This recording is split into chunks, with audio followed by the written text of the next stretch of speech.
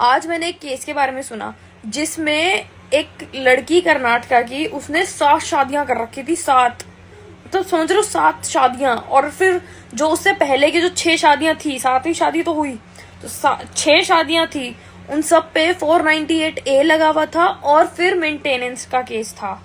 मतलब इतनों से मेंटेनेंस ले रखा था, एलिमनी भी ली होगी। जैसे जैसे शादियां होती रही वैसे वैसे केस करती रही, और उसके बाद लास्ट में सेटलमेंट कर लिए होते थे। कि शादी होती थी, केस होते थे, सेटलमेंट होती थी। मतलब जब 7वीं शादी हुई, जब वो कोर्ट के सामने आए, तो जो हस्बैंड के एडवोकेट थे उन्होंने बोला कि ऐसे ही इन्होंने ये 6 शादियां भी करी हैं और उनमें सेटलमेंट करे हैं। कोर्ट ने उस वुमेन के अगेंस्ट कॉग्निजेंस लिया, 420 के ऑर्डर पास किए, एक्शन लिया गया उस ऑर्डर। तो समझ रहे हो क्या क्या चल रहा है दुनिया में। और 6 घर तो कम से कम गए ना। चलो ठीक है, 7वीं जब शादी की थी, जब केस डाला, तब सब कुछ बाहर आ गया।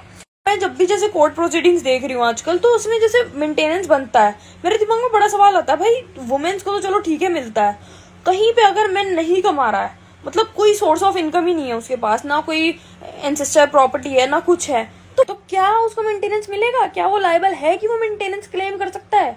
फिर मैंने पढ़ा हिंदू लॉ का सेक्शन 24, जिसमें मेन भी मेंटेनेंस क्लेम कर सकता है, लेकिन उसको ये प्रूव करना पड़ेगा कि हाँ भाई मेरे पास कोई इनकम ऑफ सोर्स नहीं है। मतलब सब चीज प्रूव करना पड़ेगा कि हाँ उसके पास कुछ भी रहने के लिए चीज नहीं है, और ऐसे टाइम पे उसकी वाइफ कमा रही होनी चाहिए। मतलब उसकी वाइफ जॉब कर रही हो कहीं पे, या इनकम ऑफ सोर्स हो उसके पास, और मेन के पास, हस्बैंड के पास कुछ भी नहीं हो।